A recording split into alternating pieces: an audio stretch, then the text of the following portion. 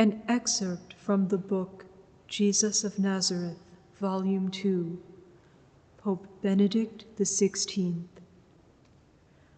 A fundamental theme of the high priestly prayer is the revelation of God's name. I have manifested your name to the men that you gave me out of the world. John 17:6. I have made known to them your name, and I will make it known, that the love with which you have loved me may be in them, and I in them. John 17:26.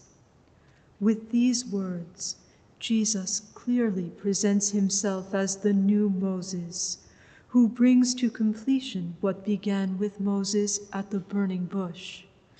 God revealed his name to Moses. That name was more than a word.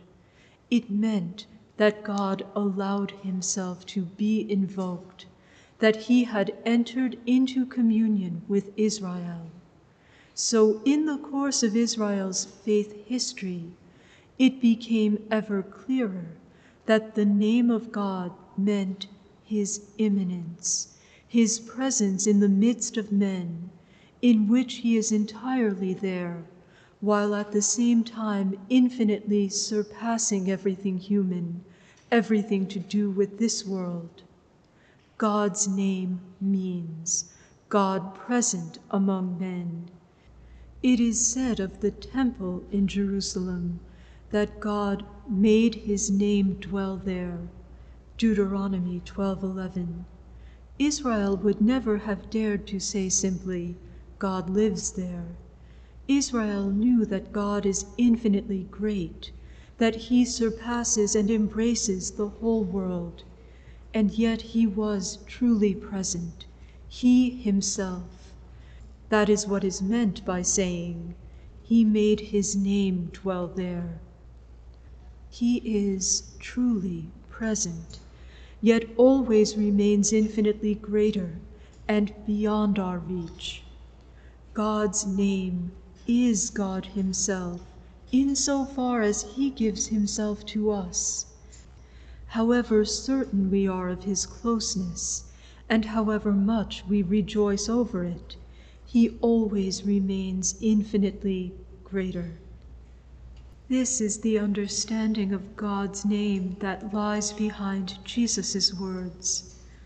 When he says he has manifested God's name, and that he will manifest it further, he is not speaking of some new word that he has communicated to men as a particularly felicitous designation for God.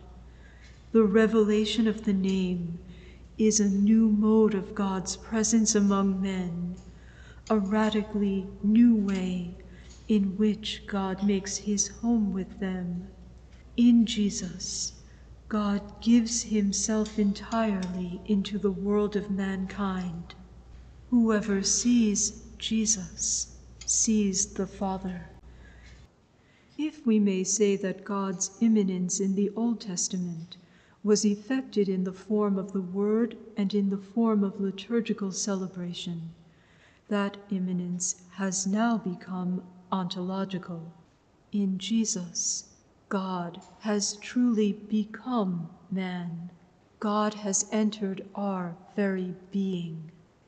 In him, God is truly God with us. The incarnation, through which God's new being as man was effected, becomes through his sacrifice an event for the whole of mankind. As the risen one, he comes once more, in order to make all people into his body, the new temple.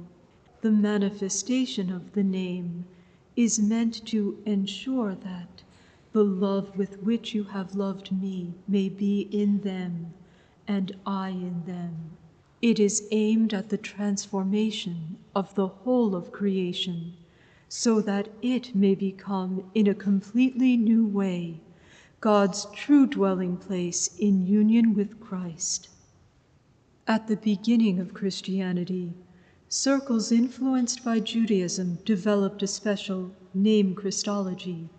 Name, law, covenant, beginning, and day now become Christological titles. It is known that Christ himself, in person, is God's name, God's accessibility to us. I made known to them your name, and I will make it known. The self-gift of God in Christ is not a thing of the past.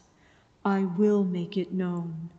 In Christ, God continually approaches men so that they in turn can approach him. To make Christ known is to make God known. Through our encounter with Christ, God approaches us, draws us into himself, in order, as it were, to lead us out beyond ourselves, into the infinite breadth of his greatness and his love.